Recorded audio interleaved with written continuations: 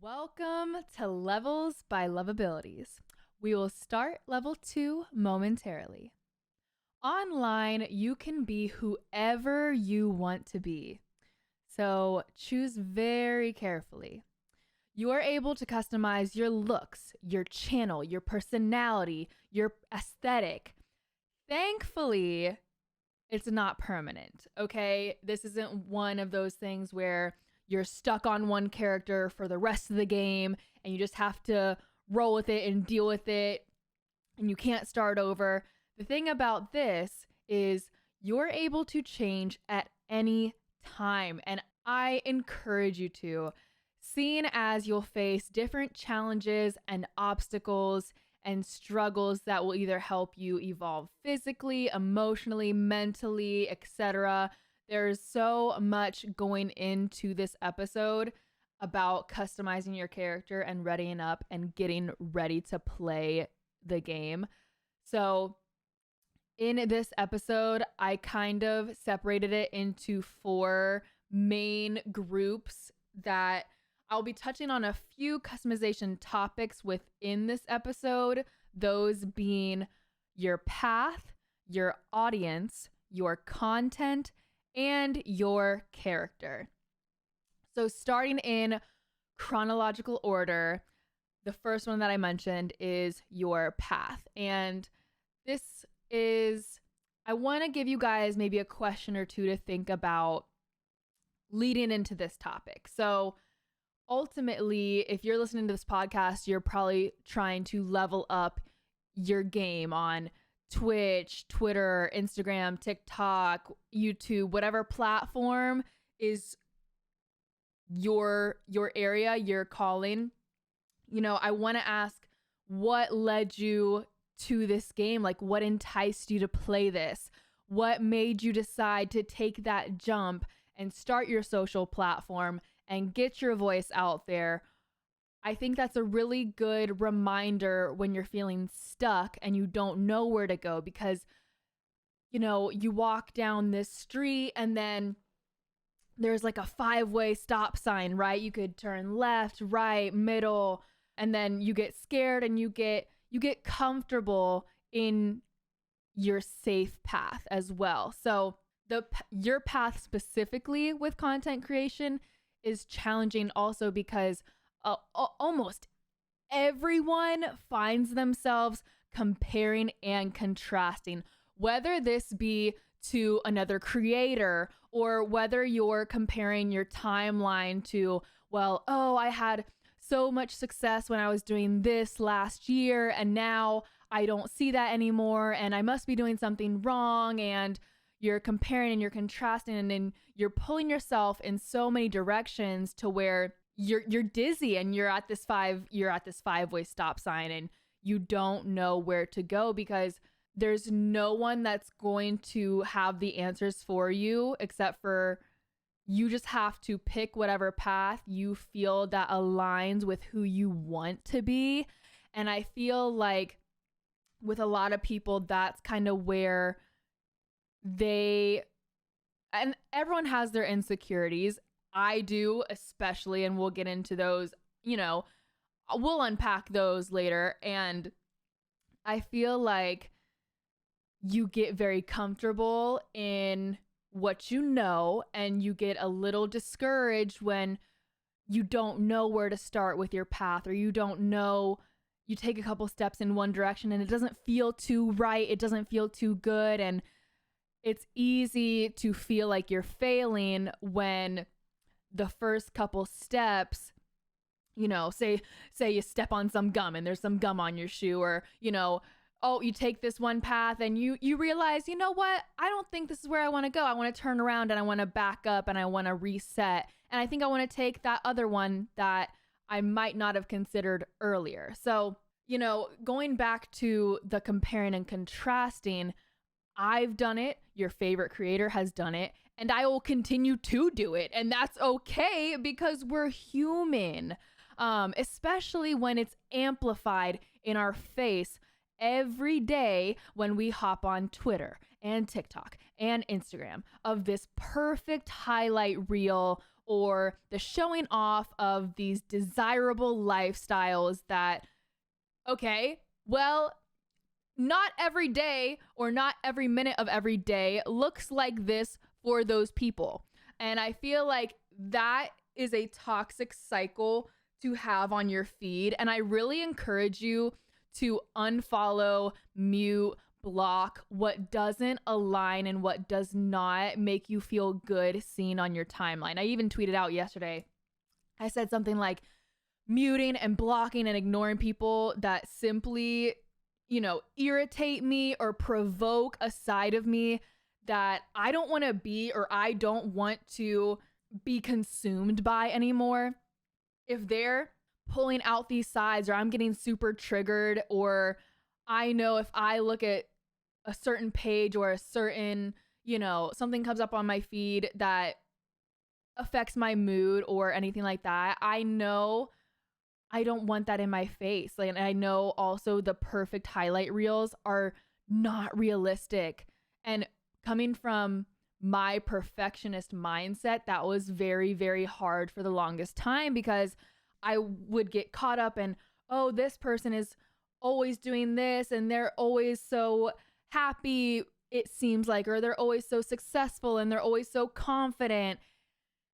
And they're not. Like, they're really not. And I want this topic to be a gentle reminder that you're more than allowed to choose what serves you, and you're allowed to walk away from things, places, or people that you don't think can keep up with you on the path that you're called to follow. It's yours, not theirs. You must go alone. That's the only way you are going to learn through it and come out on the other side and looking back and being like, wow, you know what? I did that for me by myself. So I want to then transition to your audience. So, and I feel like a very popular quote, or a very popular, I don't know, no, I don't want to say hot take, or I don't want to say like controversial quote, but I want to give you guys my thoughts and opinions on the quote, "The audience is a reflection of the streamer." And it goes hand in hand with you are who you surround yourself with. Now, you're like, right off the bat, I'm sure there are a couple creators where you hear that quote and you're like, yeah, so-and-so and their audience just has a certain spice to them that belongs to them. I just don't want anything to do with it. And that's fine. So my take on that is, you will attract like-minded people subconsciously. Like, if you are very driven and hardworking, you'll admire others for the same or similar characteristics.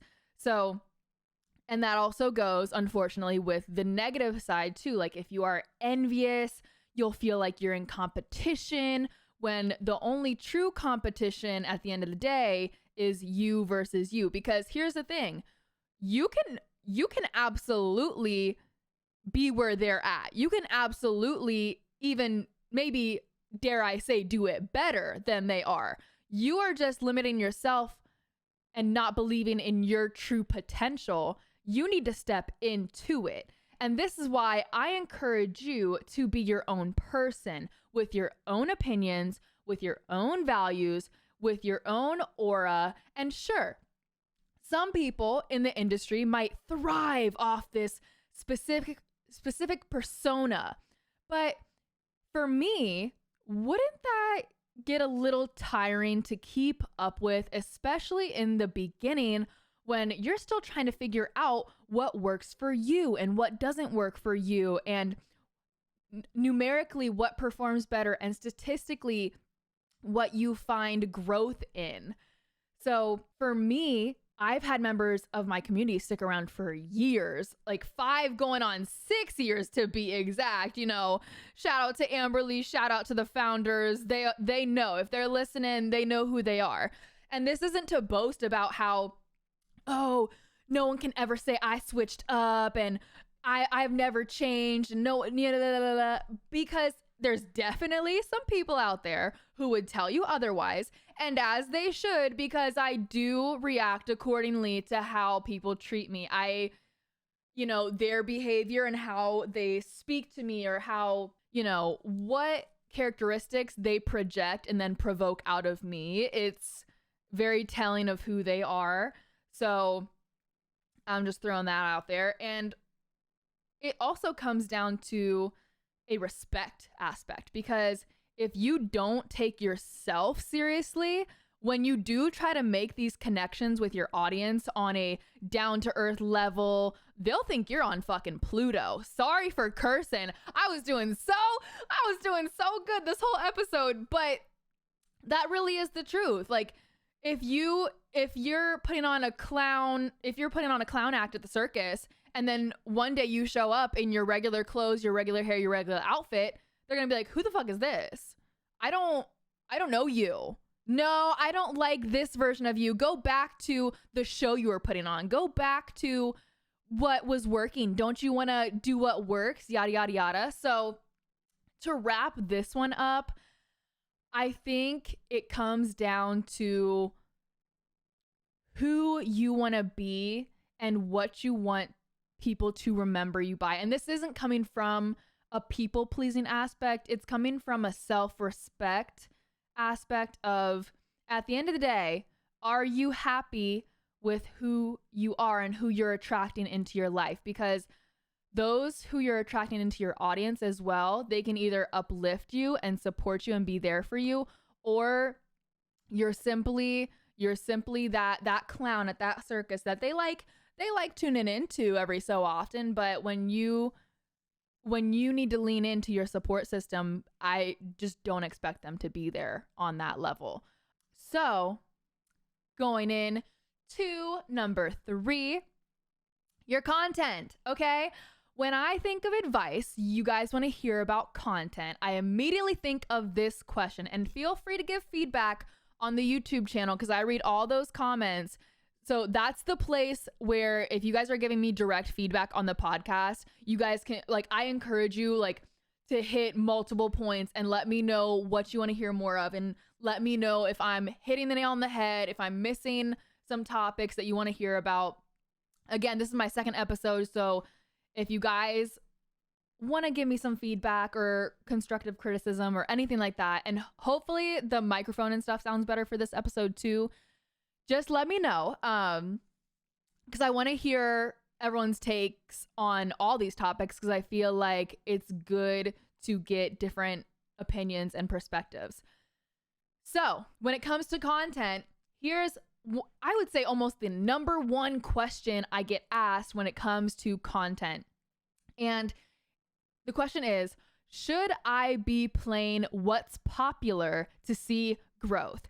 And this is such a vague question, and there are so many avenues you can take with it that requires you to dive deeper. And it's very tricky, because the popular, quote unquote, the popular categories can be extremely intimidating.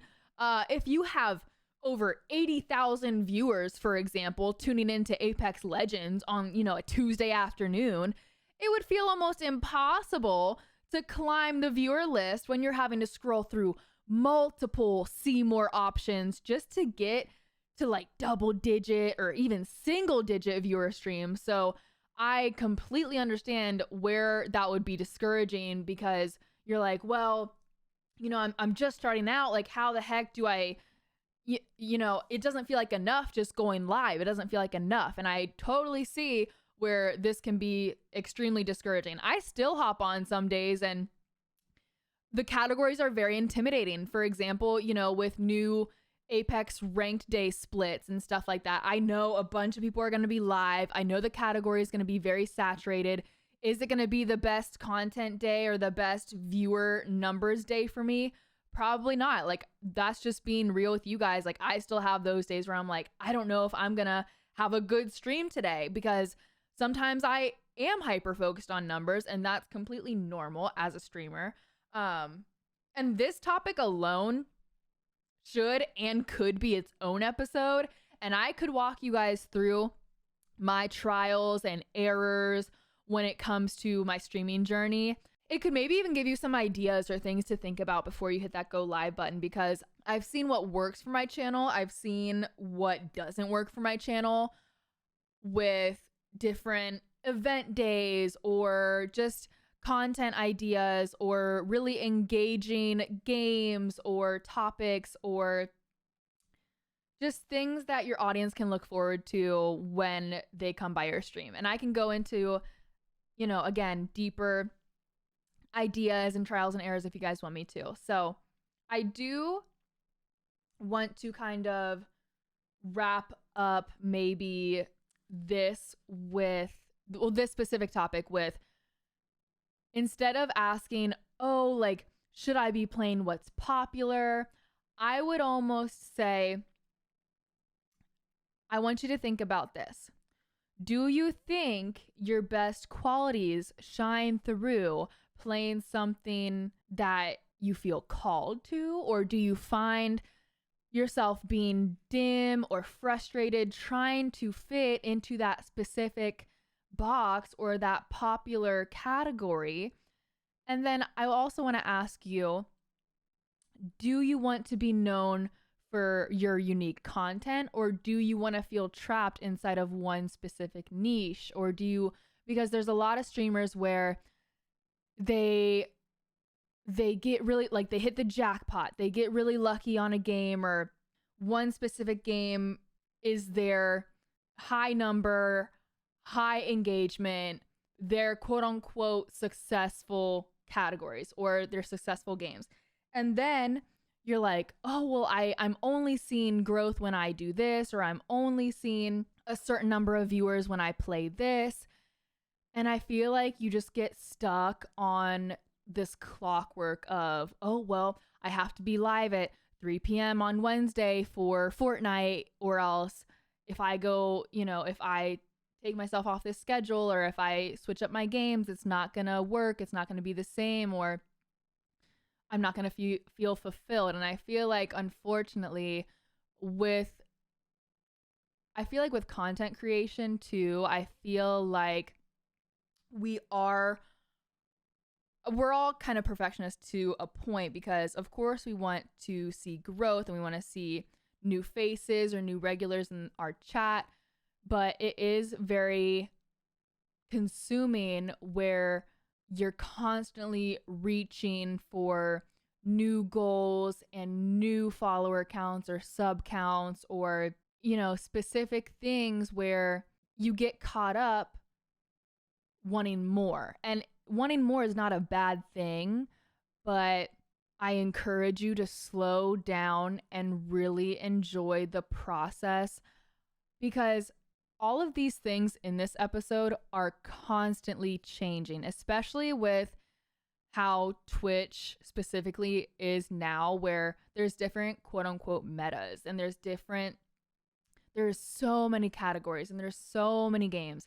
and it is almost kind of inspiring and motivating when there is so much you can do on the platform. And I just don't want you guys feeling like, oh, well, my audience only likes when I do so-and-so.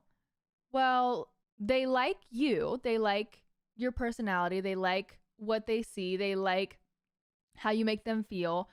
And a lot of my audience, they don't really mind what I'm playing. Again, there's some, specific, like, out of the box or just out of character things where if I were to, I don't know, hop on and play some checkers, they would probably still tune in, and I love you guys for that.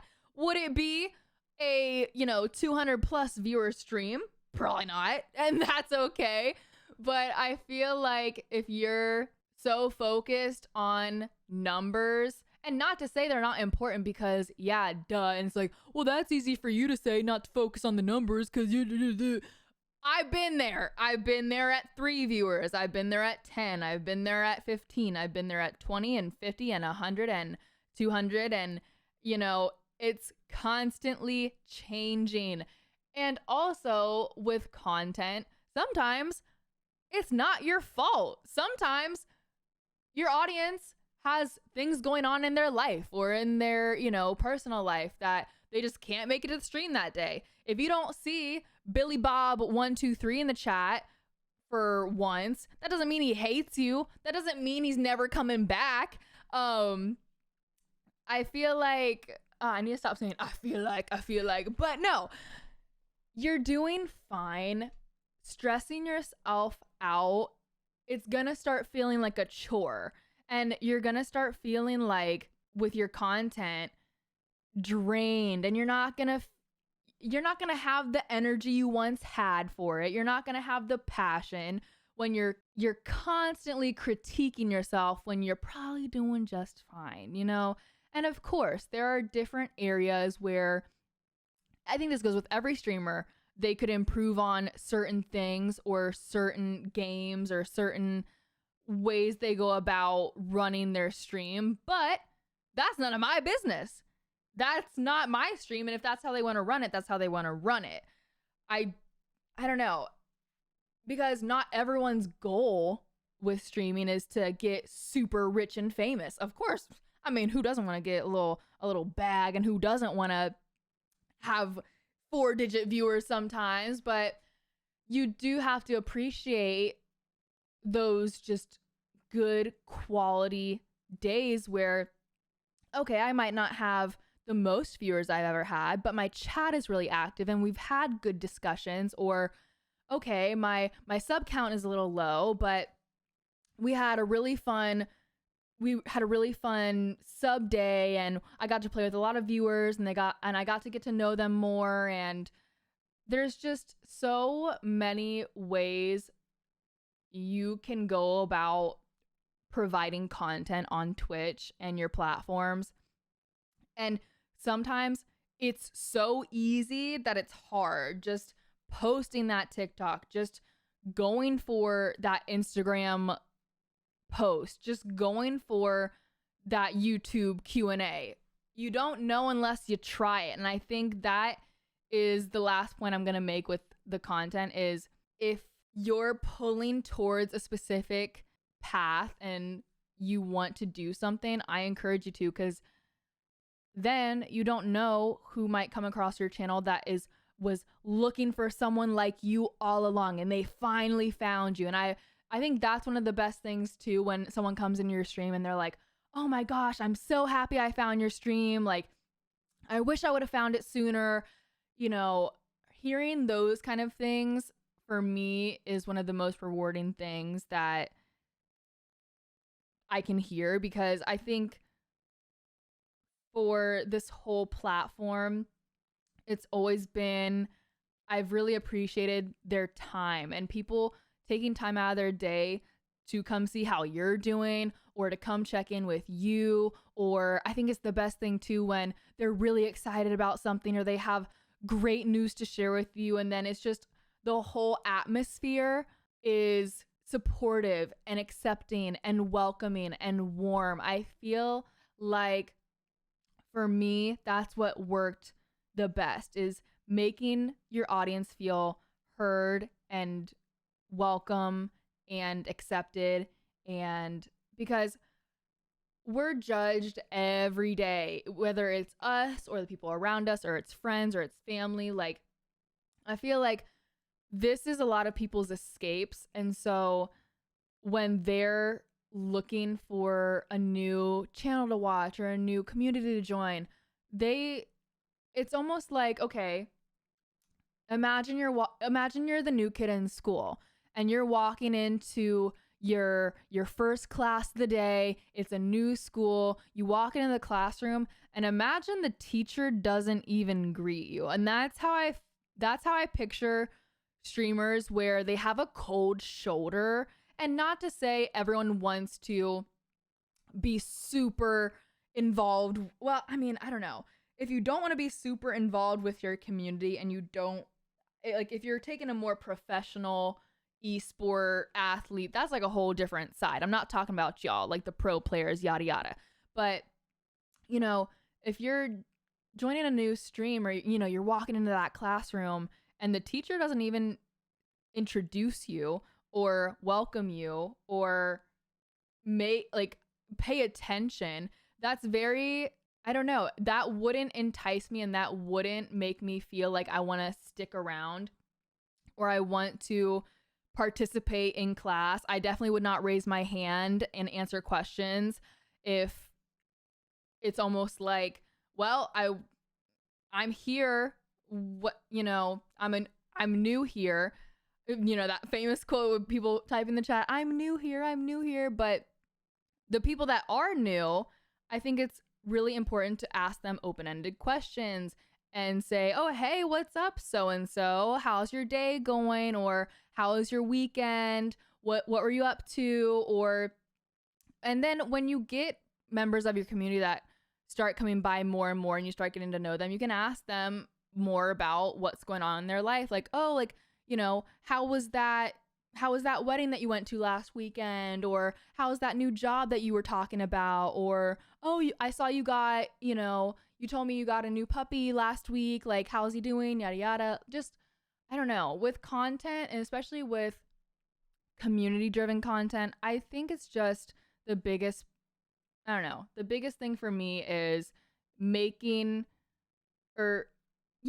people feel seen and heard. And and that can get tricky because you don't want to overwhelm yourself with all of these people, like when you turn your stream offline, and you don't want to overwhelm yourself with more than you can handle. But I think when you're live in front of people, I think it's important to acknowledge them and invite them to the conversation. And that's where I'm gonna go into the next point. Last but certainly not the least, this is honestly probably the most exciting and the fun. Since those last points were a little heavy, let's lighten this last topic up with some fun character customization. You, emphasis on you, are allowed to be 100% unapologetically yourself on your platform. And I wish you guys could see me right now, because yes, I am. If you know me, I talk my hands a lot, and I am pointing at my monitor. That's when I'm passionate about this shit, okay? I'm like pointing at you. Imagine I'm in front of you right now. I am pointing at you. I am giving, if no one has said this or you have not said this to yourself, I am giving you permission to be yourself. Why not? Why can't you? Give me one good reason of what's holding you back from living your truth. Of course, this can go extremely good or disastrously bad, depending on what kind of person you are. But if you are listening to this, I'm going to assume you want to put your best face forward, and I'm here to remind you of just how powerful you are. So step into it and ready the fuck up, okay? Because I saw this quote, and this has really resonated with me ever since I saw it. And yes, it was on TikTok, bitch. Like, don't get it twisted. You guys know my relationship with the TikTok, okay? Here it is. If you don't express yourself, you'll resent yourself. And I'm gonna say it again so you hear me. If you don't express yourself, you will resent yourself. So to unpack this or to dissect this, I've definitely had situations where if I just stood up for myself more, or if I just did this certain thing the way I wanted to do, or if I would have followed my intuition and followed my heart and followed my idea, I would have been way happier. I would have, not to say I would have been happier, but I would have been more content with the outcome if I knew I put more me into it. And that's what makes you so special, is there's no one else like you. They don't have your heart. They don't have your drive. They don't have your passion. Only you understand it. And that can get really tricky when dealing with a lot of outside sources and a lot of people, and especially putting your life out there for them to watch, for them to judge, for them to critique. So just to go back to the quote, I don't like, if this isn't a wake up call for you to, wear that outfit that you've been saving in your closet for that special occasion. Today is a special occasion. You're stepping into your power. You're recognizing how special your gift is. You're recognizing the confidence you would radiate if you were just yourself, because life is way too short to suppress or dim your light just to make other people comfortable. So with your character, with customizing your entire, basically you're customizing the game at this point. You're designing the game, you're designing the map, you're designing, the do's and don'ts. You're designing the wild cards and the, I don't know, how does that Monopoly game go? Pass green and go, and then go to the boardwalk. I don't know. If you want to go to the boardwalk, you could. Whatever. So what I'm saying is, when it comes to the outfit, the hair, the nails, the makeup, your suit, your ties, the piercings, the tattoos, you name it, I encourage you to embrace it. If you like wearing your hair in a blue mohawk when you're slaying out some ranked games, who's gonna stop ya? If you want to be in sweatpants, hair tied, chilling with no makeup on, shout out to Drake, go for it. I feel like having some kind of signature look or something that stands out that people will see and be reminded of you is lit as fuck. For example, I've been wearing winged eyeliner since senior year of high school, I want to say, and I don't feel fly without my wings on, no pun intended. But I personally think putting some time and effort into your appearance before you hit that go live button makes just a bit of difference for the confidence boost.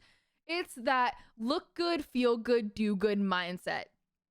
And yes, it may take a little more time or effort, I know, but you can't be mad at the results if you didn't put the work in, okay? Especially when we're going live in front of the camera. If you stream with a webcam on, don't lie. We're always looking at ourselves in the damn OBS.